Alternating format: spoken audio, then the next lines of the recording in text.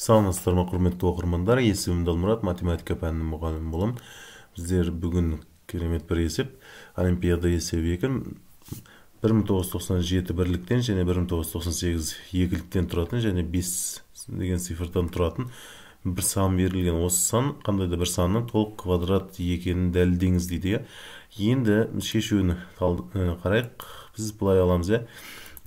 Так, 11-ден 1997 штук бар, және көбейткен 10-ның 1999 дәрежесі. Мына жерде 1998 және 5-пен қосқанда 9 дәреже бар, және екіліктен 1998 және көбейткен 10, мына 5 деген цифрды соңына жазамыз. Енді бірінші кірген оқушылар үшін түсініксіз болып қалмасын, мен қарапайым бір сандарды мен көрсетіп те кетейін.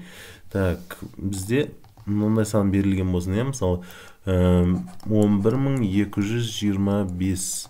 Біз жаза аламыз 11000 плюс 220 плюс 5 деген сияқты. Осылай егер қосатын болсақ, бәрі 11225 шығады. Дәл осы метод пайдаланып жатырмыз.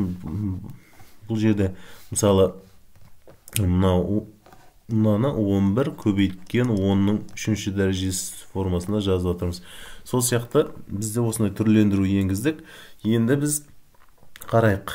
Және біз мынандай бірліктерді біз 9 цифрына айналдыру үшін біз мынандай қарапайым методты пайдаланып тұрмыз.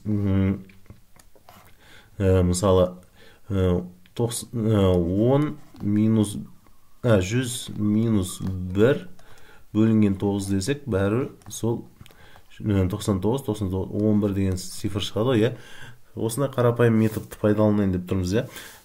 Так, біз 9 бен 9-ды қысқартқанда бәрі 1 деген цифр шығады.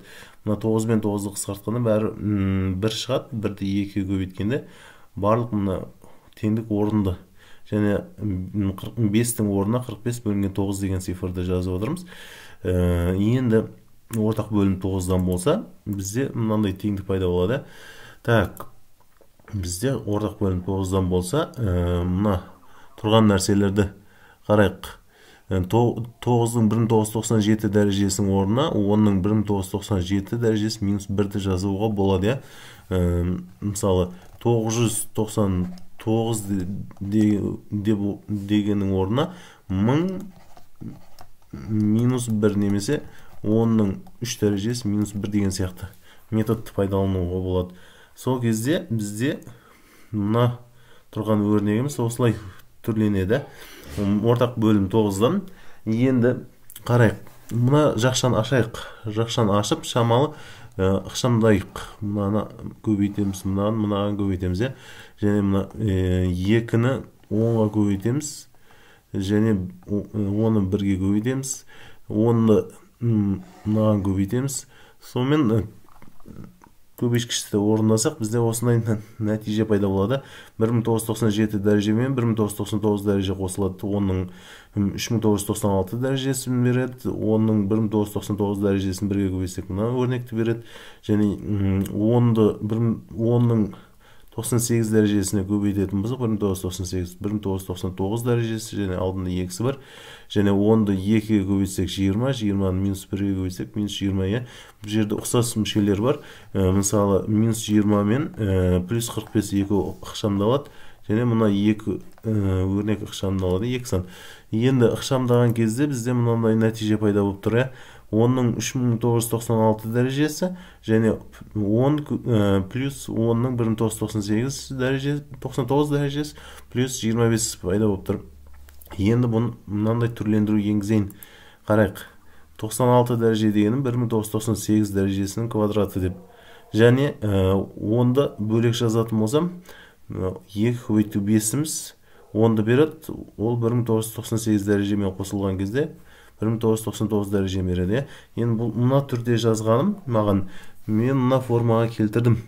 А квадрат плюс 2АВ плюс В квадрат формуласына кеп тұр.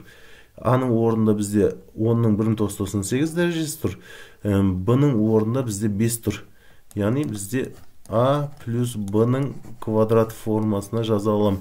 астында бөлшектің бөлімінде тұрған 9-ды мен 3-тің квадраты деп жаза аламын, сонымен жауапта жазайық. Жауабымыз 10-ның 1,98 дәрежесі плюс 5 бөлінген 3, соның квадраты. Яғни біз қандай да бір санның квадраты екенін тауып бердік. Осы санның квадраты екен берілген санымыз. Тыңдағандарыңызға рахмет. Сұрақтар болса комментарийда қалдырамыз. Сабақ ұнаса лайк басып, қолдау көрсетіп отырайық.